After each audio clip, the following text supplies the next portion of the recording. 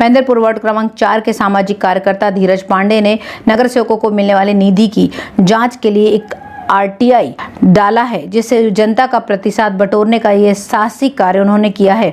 आपको बता दें कि प्राप्त हुई जानकारी के अनुसार धीरज पांडे ने महेंद्रपुर के वार्ड क्रमांक 2, 3, 4 के अंतर्गत आने वाली कुल 12 भाजपा एवं शिवसेना के नगर सेवकों को मिलने वाली निधि की जांच की रिपोर्ट आरटीआई विभाग में अर्जी करने के बाद बाकायदा सोशल मीडिया के सभी आईडी पर जनता को पोस्ट शेयर किए हैं। जब रूबरू न्यूज को यह मामला संज्ञान में आया तब धीरज पांडे से संपर्क किया। उन्होंने बताया कि जनता के कार्यों को लेकर मिलने वाले सरकारी फंड की एक रिपोर्ट प्रेस कॉन्फ्रेंस के माध्यम से पूरे शहर के सामने रखेंगे, ताकि नगर सेवकों के सही कार्यों की जानकारी जनता तक पहुंच सके। यदि कोई भी नगर सेवक निधि के दुरुपयोग में दोषी पाया गया तो बाकायदा उन नगर सेवकों की एंटी करप्शन ब्यूरो में जांच बिठाकर उन्हें कानून के दायरे में लाकर कानूनी कार्रवाई के तहत उनके कारनामों को पूरे ब्यूरो को रिपोर्ट जनता के सामने धीरज पांडे ने रखने की बात कही है। हम आपको क्रमानुसार बताते हैं कि जो 2, 3, 4 वार्ड क्रमांक है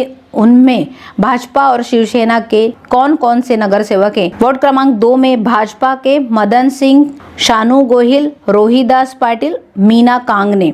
वार्ड क्रमांक 3 में भाजपा से गणेश शेट्टी, शिवसेना से दिनेश नलावड़े, अर्चना कदम, नीलम भवन। वार्ड क्रमांक 4 से भाजपा के प्रभात पाटिल, गणेश भोईर, शिवसेना से कुसुम गुप्ता, धनेश पाटिल। कुल 12 नगर सेवकों के नगर सेवक निधि में खर्च हुए ब्यूरो की मांग आरटीआई विभाग के सामाजिक कार्यकर्ता धीरज पांडे ने यह मांगी है।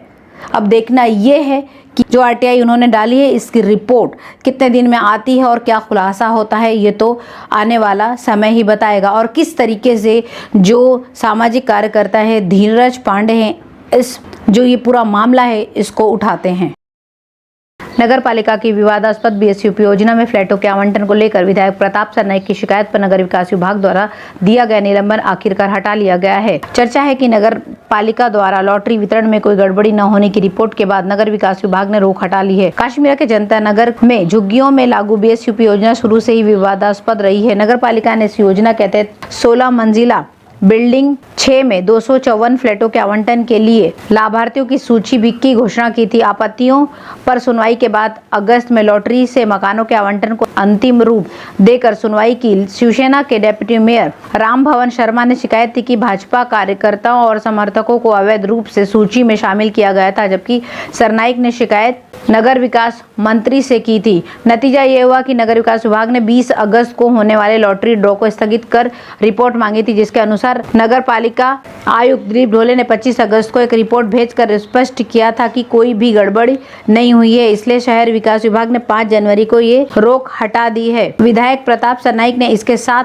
शहरी विकास मंत्री एकनाथ शिंदे को भी एक पत्र भेजा गया था, जिसमें उनसे जल्द से जल्द फ्लैट आवंटित करने का अनुरोध भी किया था, ताकि मुट्ठी भर फर्जी लाभार्थियों के कारण अधिकांश निवासियों को उनके सही घरों से वंचित किया जाए। जिसके अनुसार जनता नगर के 294 लाभार्थियों में से 12 और कदाचार के कारण सर्वेक्षण मानचित्र में बदलाव करने वाले 13 लाभार्थियों के नाम को छोड़कर मूल निवासियों को मकान जल्द से जल्द दिया जाए, जिसके लिए दिए हुए पहले आदेश अभी स्थगित कर दिए गए हैं। सरनाईक के इस व्यवहार को देखते हुए मेयर ज्योत्सना हसनाले ने कहा है कि पहले भी पानी के कनेक्शन को लेकर विधायक प्रताप सरनाईक ने बीजेपी पर यह आरोप लगाया था कि बीएसयूपी योजना में कुछ घोटाला चल रहा है, लेकिन यह साबित हो गया है कि घोटाला इसमें ज़रा भी नहीं है और इसी तरीके से वो इल्ज़ाम लगाते चले आए हैं। आरोप प्रत्यारोप के इस मामले में तब तक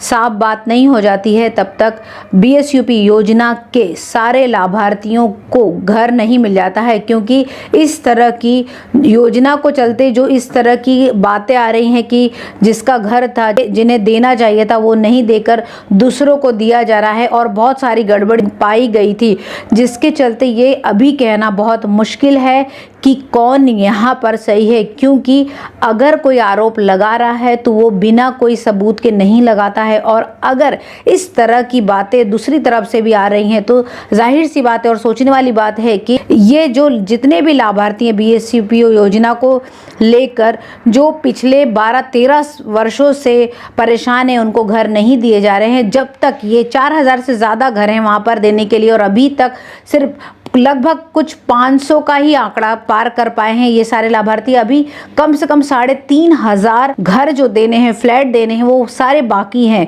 तो जब तक ये सभी लोगों को मिल नहीं जाता है सारे घर, जो जितने भी लाभार्थी थे जो परेशान है 13 वर्षों से, तब तक ये कहना बहुत ज़्यादा मुश्किल होगा कि ये सही जो योजना है इसमें कुछ भी गड़बड़ नहीं हुई है। मीरा भाईंदर नगर पालिका जीरो कचरा शहर बनकर चल रहा है, लेकिन शहर में अलग अलग जगहों पर खुले में कूड़ा करकट देखने को उसका झूठ सामने आ रहा है। नगर पालिका के कर्मचारी व क्षेत्र के निवासी यहां भारी मात्रा में कचरा ला रहे हैं। नतीजतन गंदगी और बदबू का साम्राज्य फैल रहा है, जिससे बीमारी का खतरा भी पैदा हो रहा है। मीरा भाईंदर नगर पालिका का दावा है कि स्वच्छ भारत सर्वेक्षण में सरकारी स्तर पर शहर कूड़े से मुक्त है। दरअसल शहर कचरे से अटा पड़ा हुआ है। शहर के झुग्गी झोपड़ियों व ग्रामीण इलाकों में नहीं बल्कि बिल्डिंगों के क्षेत्र में भी कचरा डंप किया हुआ है। शहर में इन कूड़ेदानों पर एकत्रित कचरे को गीले और सूखे में अलग अलग करके ठोस कचरे को परियोजना में ले जाना है, लेकिन इसलिए कई इलाकों में 1-2 दिन छोड़कर कूड़ा उठाया जा रहा है। नतीजतन गंदगी का साम्राज्य फैल गया और बीमारी का डर भी बराबर बना हुआ है। नगर पालिका बिना कोई कार्रवाई किए ही कचरा फेंकने वालों को प्रोत्साहित कर रहा है। नगर पालिका नागरिकों से ठोस कचरा शुल्क वसूल कर रहा है, हालांकि वे घर घर जाकर गीला और सूखा कचरा इकट्ठा नहीं करने जा पा रहा है। कचरा संग्रहण सहित वास्तविक नगर पालिका सफाई के लिए नियमित ठेकेदारों से कूड़ा उठाने के लिए घर घर जाने की अपेक्षा की जाती है। मलिन बस्तियों, गांवों और झोपड़ियों में घर घर कूड़ा नहीं उठाया जा रहा है। कूड़ा उठाकर उसी क्षेत्र में खुले स्थान पर फेंक दिया जा रहा है। कई क्षेत्र में निवासी कूड़ा करकट लाकर पास के खुले स्थान पर फेंक दे रहे हैं। गीले और सूखे कचरे को बिना छांटे एक साथ लाया जा रहा है और सड़कों पर खुले स्थानों में भी फेंक दिया जा रहा है। जहाँ कचरा हर जगह अजीब तरह से फैलता हुआ दिख रहा है, उस पर कुत्ते वगैरह भी जाकर उस कचरे को फैला रहे हैं। उत्तर मोरवा, गणेश देवल नगर व अन्य क्षेत्रों में नगर पालिका के मैनग्रोव्स में ऐसे ही अवैध कूड़ादान भरे हुए दिखाई दे रहे हैं।